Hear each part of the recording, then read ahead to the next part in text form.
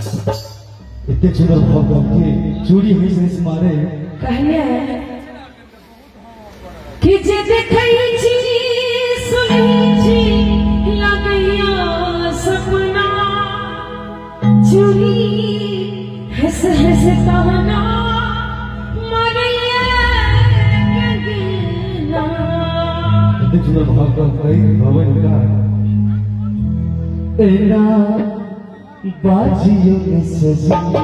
करे कटिया बाजियों में सजी करे कटिया